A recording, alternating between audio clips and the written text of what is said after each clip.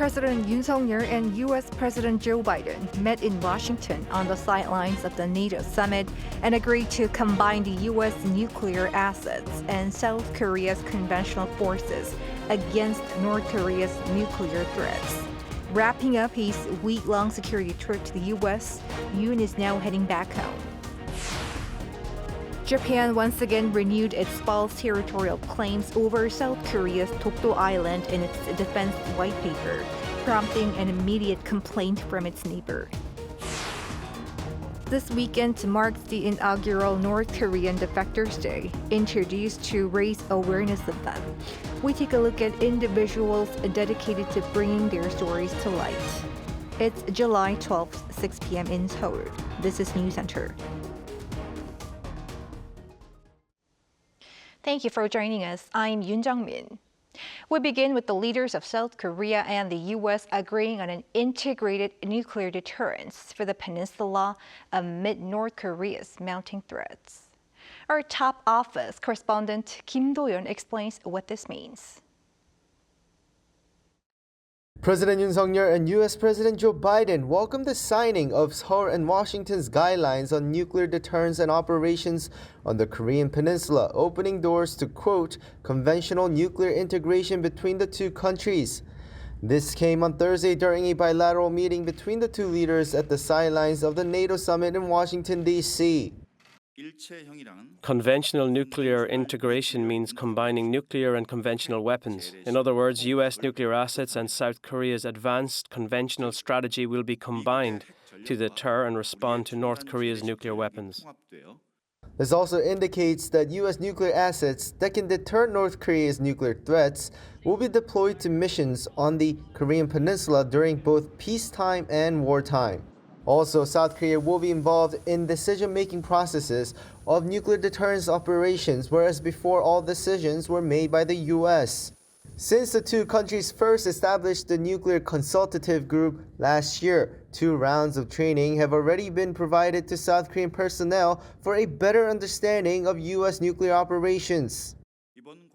Through the adoption of these joint guidelines, a comprehensive Korea-U.S. integrated deterrence system has been established. This elevates the Korea-U.S. alliance, which has traditionally been based on conventional forces, to a truly nuclear-based alliance.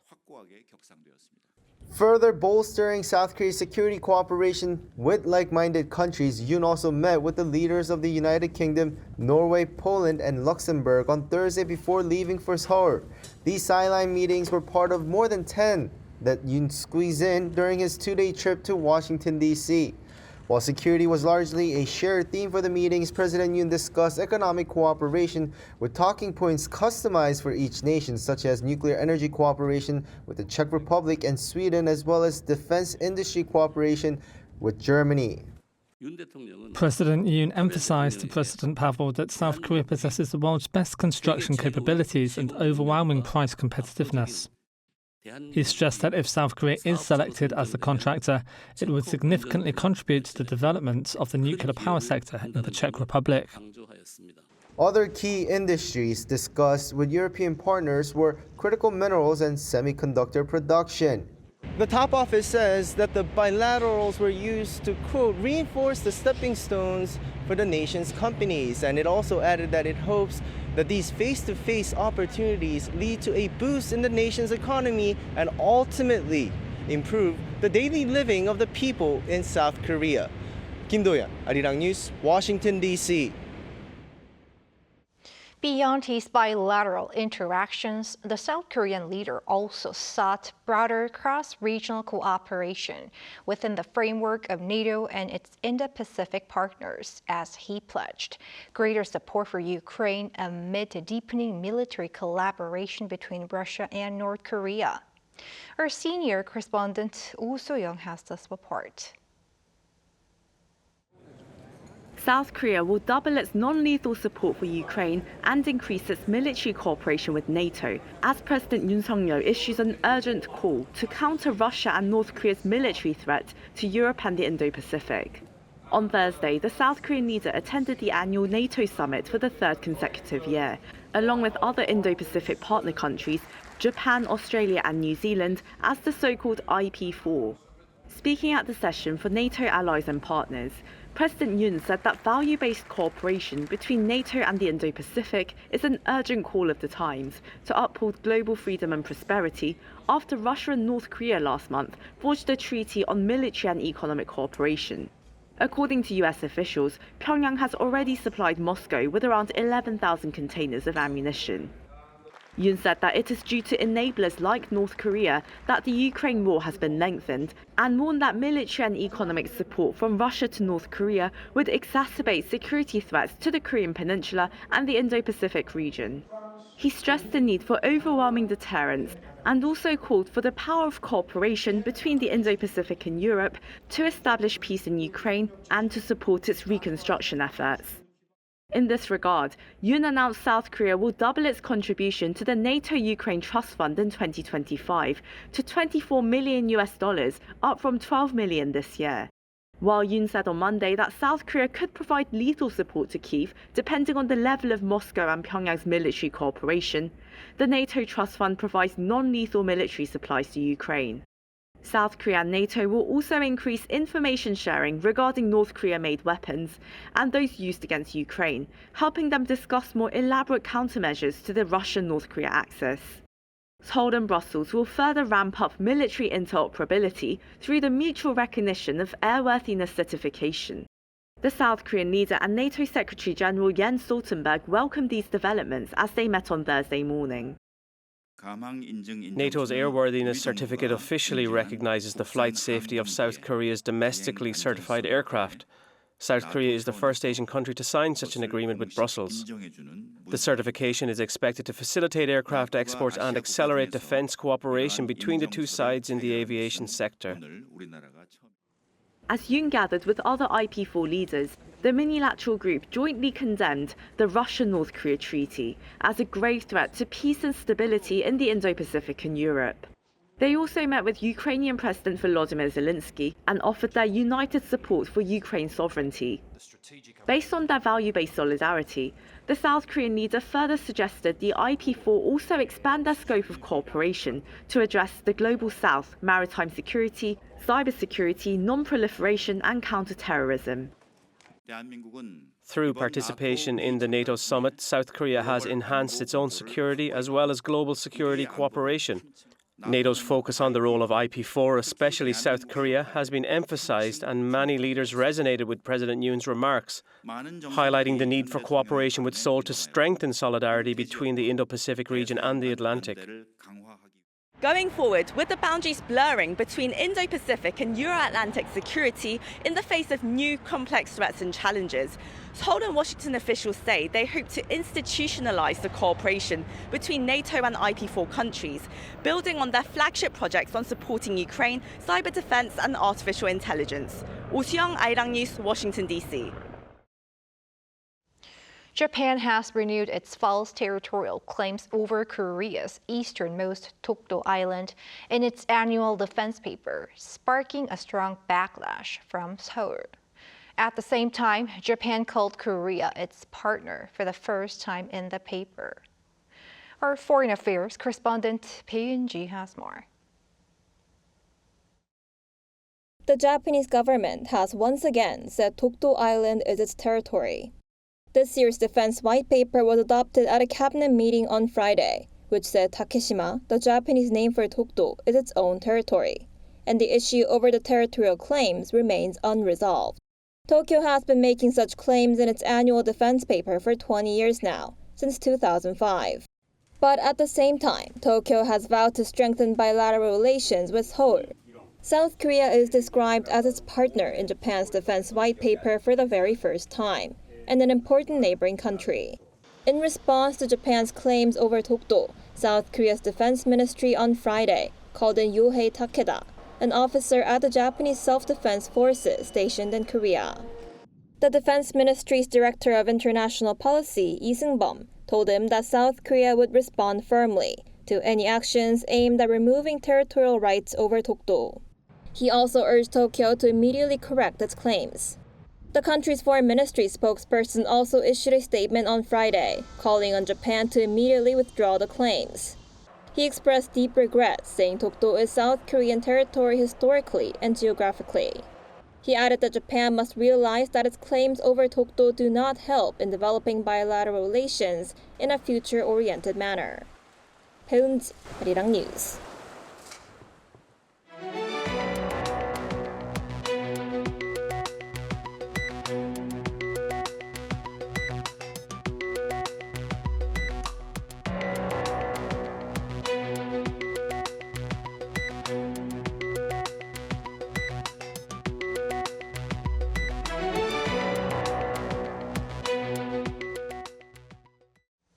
Come next year, the country will usher in for the first time a minimum wage of over 10,000 won per hour. But despite this milestone, the size of the increase was the second smallest. Lee Soo-jin has the details. South Korea has now entered the era of the 10,000 won minimum hourly wage. The Minimum Wage Commission on Friday voted to set the minimum wage at 10,030 Korean won, or around $7 at the current exchange rate. For someone who works 40 hours a week, this brings the monthly minimum pay to around 2.09 million won. It is an increase of 1.7% from this year's minimum hourly wage of 9,860 won. While this is the first time since the minimum wage was first introduced in 1988 that it has entered the 10,000 won range, the rise is actually the second smallest after the 1.5% increase in 2021. The decision was made by the Minimum Wage Commission, consisting of representatives from businesses, labor, and the general public in 53 days, almost half of the time that it took last year when negotiations took a record 110 days. But the new wage plan was not agreed upon unanimously, as in its final proposal, the labor side suggested 10,121 and the business side 10,031. The proposal from the business side won, with 14 votes to the labor side's 9. As many as 3 million people are expected to be impacted by this decision next year, according to the Labor Ministry. From the labor side, the Federation of Korean Trade Unions expressed its dissatisfaction over the decision, and the business side is also expected to express concern about the ability of small business owners to pay their employees the higher wages. The new wage plan will be submitted by the Minimum Wage Commission to the Labor Ministry, which is expected to confirm it by August 5th. While both sides are able to request a re-evaluation by the Commission to the Labor Ministry, such a request has never been approved before, making it highly likely that the Commission's decision will go into effect from January 1st next year. Lee Soo-jin, Arirang News. Korea's economy is rebounding amid stellar exports and slower inflation. Seoul's Finance Ministry shared this latest assessment in its Green Book for July released on Friday. The book shows exports in June jumped over 5% on year, with shipments of semiconductors surging 52%. Consumer prices in June also posted a slower gain on month at 2.4%, closer to the government's target range of 2%. Relevant authorities have pledged to closely monitor external risk factors to better cope with their potential repercussions. U.S. consumer prices gained 3% in June on an annual basis, marking a sharper slowdown in inflation. The latest finding is further fueling speculations of a rate cut by the Federal Reserve in September. Lee Seung-jae has the latest. The U.S. Consumer Price Index in June rose 3% on year, a smaller increase compared to 3.3% recorded the month before. The latest data released by the U.S. Labor Department on Thursday also marked a third straight month of declines, falling below market expectation of 3.1%. On month, however, prices fell by 0.1% in June, recording an on-month decrease for the first time in 4 years and driving speculation of interest rate cuts. The core CPI, which excludes the volatile food and energy costs, rose 0.1% on month and 3.3% from a year ago. The figures also beat the market expectation of a 0.2% and 3.4%, which had been forecast. The on-year increase for the core CPI was also the smallest since April 2021. On the back of the newly released data, the Chicago Mercantile Exchange FedWatch, which predicts interest rate policies, raised the possibility of the U.S. Fed lowering its key rates by 0.25 percentage points in September to more than 80%. While the U.S. central bank's policymakers target inflation at 2% annually, the latest CPI data provides an extra push for a rate cut come September. The U.S. CPI peaked above 9% in June 2022, leading to months of interest rate hikes that finally ended in July 2023. Since then, the U.S. Fed has kept its benchmark interest rate unchanged in the range of 5.25 to 5.50%. 이승재, Arirang News.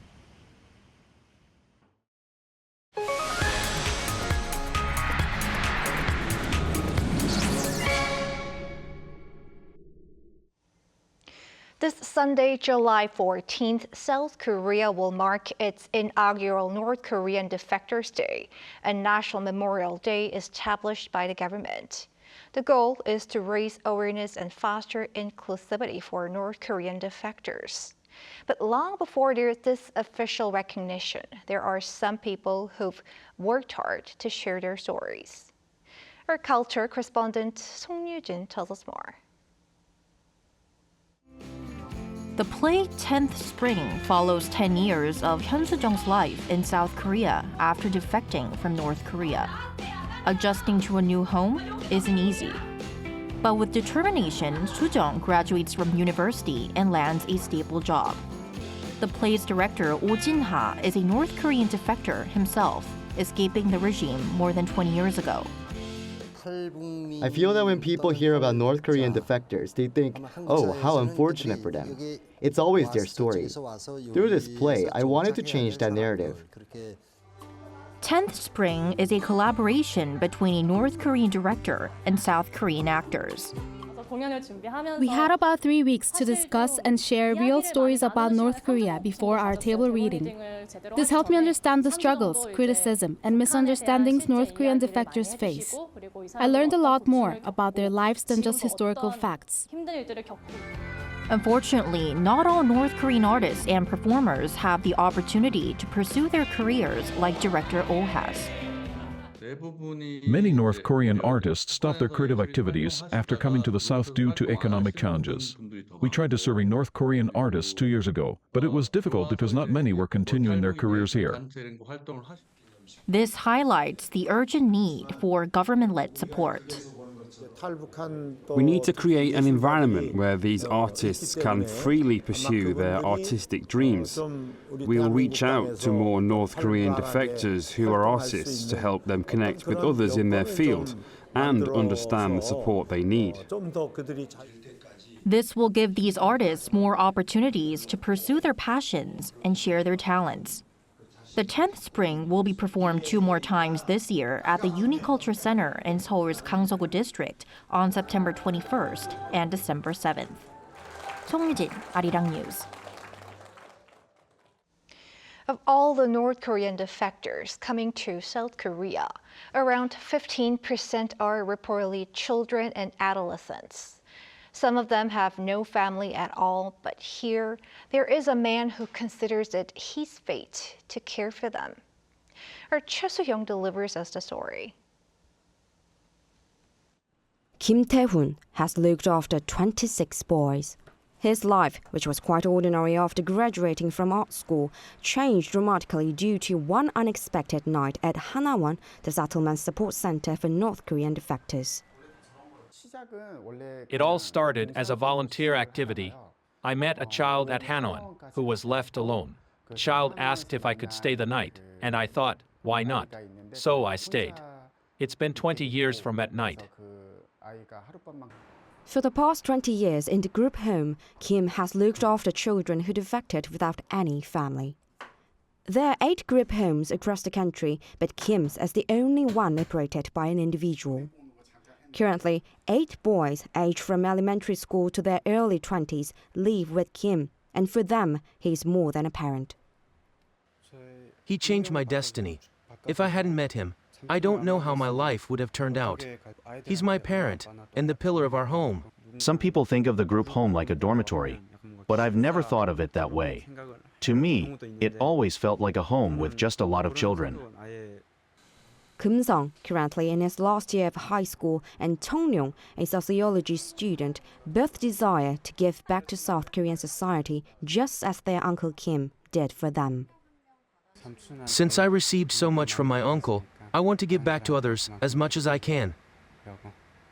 We talked a lot about what I love, what I am good at even if I'm not perfect at it. He helped me approach life that way. Kim Taehun is unmarried and is about to turn 50. He has never regretted his choice to look after the children who defected from the north. I have never wanted to quit, yet I've been worried about how long I can handle living with the boys. But even if given another chance, I wouldn't change a thing. Living with the boys has been incredibly fun, though also very challenging. I've learned so much from them. Most of Kim's charges have graduated from college and are now living stable and healthy lives as a nurse, employees at major companies and international volunteers. Some have moved from Seoul to the countryside to start new lives. Just 5 kilometers away from the DMZ in Cheollon, Gangwon province, where you can see North Korea, a few children from the community are together running the northernmost brunch cafe. Won-il and Jin-bum, living in this community since 2016, have settled in Cheollon near the North Korean border and opened a cafe called Open the Moon. The name Open the Moon means opening the doors of closed hearts, embracing different cultures, and opening the door to reunification of South and North Korea. Jin-bum grew up alone when he was in the north, but is now part of a large family, working as a barista and a farmer. He tends to a small garden behind the cafe and finds happiness in his daily work. I lived alone as far as I can remember and didn't know what a family was. But after meeting my uncle and brothers, I finally have a family. In the north, I never had my own field to farm. I always worked on others' land, so I dreamed of cultivating my own field someday. The cafe has become a popular spot for visitors from all over the country. The air is great, and the atmosphere here is wonderful. But it's heartbreaking to see North Korea so close but unreachable. After opening the cafe, Won-il has even bigger dreams. I plan to organize a unification peace camp where people of all ages can participate, because I want to do something meaningful starting here in Cheollon. Kim says he hopes his children can live confidently in Korean society. What I'm most proud of is that our boys have no shadows on their faces. Despite the heartbreaking past they had to endure, they have bright smiles and faces now, and I'm thankful for that. I hope they continue to dream confidently and live well. The boys might have come to South Korea alone, but they are achieving their dreams as a family. Jeju, Arirang News.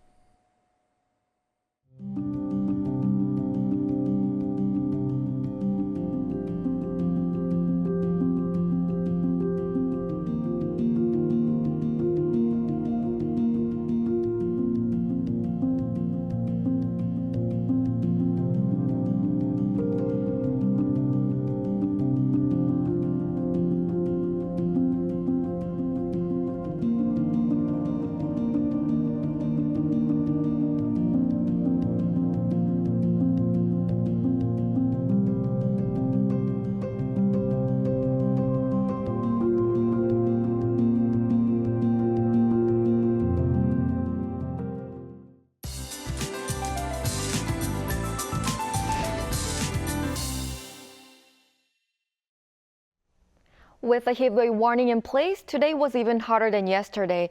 Currently, heatwave warnings are in place in the Seoul metropolitan area and inland areas of Gangwon-do province, the Chungcheong-do provinces, and Gyeongsang-buk-do province. Tomorrow, with only showers passing over inland areas, the daytime temperature in Seoul will soar up to 33 degrees Celsius. Unlike the inland areas, Jeju Island and the southern coast are expected to receive heavy rain from the weekend. Until Sunday, Jeju will receive up to 150 millimeters, and the southern coast will receive more than 100. The concentration period is expected to be between tomorrow night and Sunday.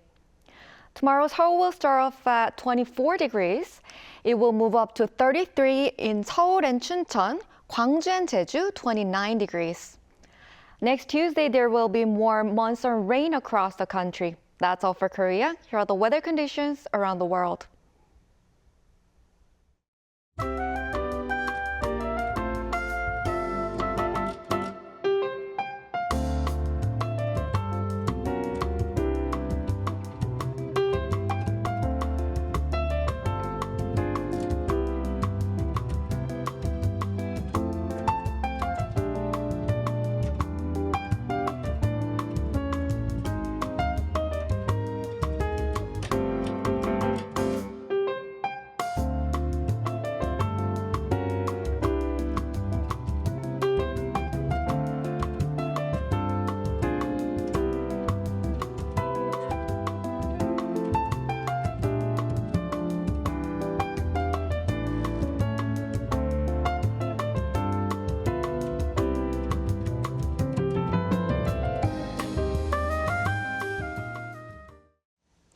That is Newscenter for tonight. Thank you for watching. A panel session up next.